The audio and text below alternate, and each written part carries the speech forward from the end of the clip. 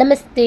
നമ്മൾ ഈ ക്ലാസ്സിൽ ആത്മകഥയിൽ വരുന്ന ദളിത് ലേഖകോം കി ആത്മകഥായം എന്ന ടോപ്പിക്കാണ് നോക്കാൻ പോകുന്നത്. അപ്പോൾ ഭഗവാൻ ദാസിൻ്റെ മേം ഭംഗി ഹൂ 1981 മോഹൻദാസ് നൈമിഷ് റായ് ചോദിക്കാറുണ്ട്. അപ്പിനെ പിഞ്ചരെ ഭാഗവൺ 1995. നെക്സ്റ്റ് അപ്പിനെ പിഞ്ചരെ ഭാഗ് ദോ 2000. അടുത്തത് ഓം പ്രകാശ് വാത്മീകിയുടെ ചോദിക്കാറുണ്ട്. ജൂഠൻ 1997. അടുത്തത് സൂരജ് പാൽ ചൗഹാൻ്റെ തിരസ്കൃത് 2002. അതുപോലെ തന്നെ സന്തപ്ത് 2006. അടുത്തത് രൂപ് നാരായൺ സോൻകറിൻ്റെ നാഗ്ഫനി 2005. അടുത്തത് ഷോരാജ് സിൻഹ ബേച്ചേൻ്റെ മേരാ ബച്പൻ മേരെ കന്തോംപർ 2009. അടുത്തത് ഡോക്ടർ ധർമ്മവീറിൻ്റെ മേരി പത്നി ഓർ ഭേഡിയ 2009. അടുത്തത് ശരൺ കുമാർ ലിംബാലയുടെ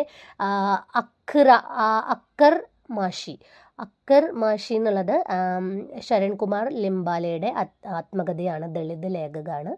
അടുത്തത് രമാശങ്കർ ഗുഠൻ. അടുത്തത് DR ജാട്ടവ് മേരാ സഫർ മേരി മൻസിൽ. അടുത്തത് മാതാപ്രസാദിൻ്റെ ചോപ്പടി സെ രാജ്ഭവൻ 2002.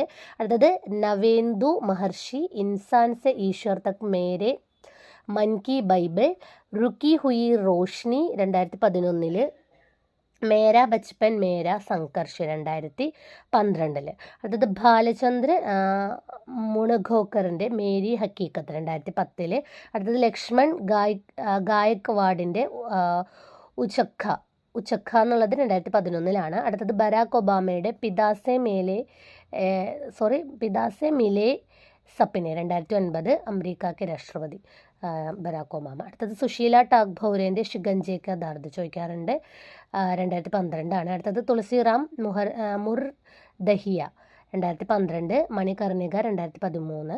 അടുത്തത് ബൽവീർ മാധോപുരിയുടെ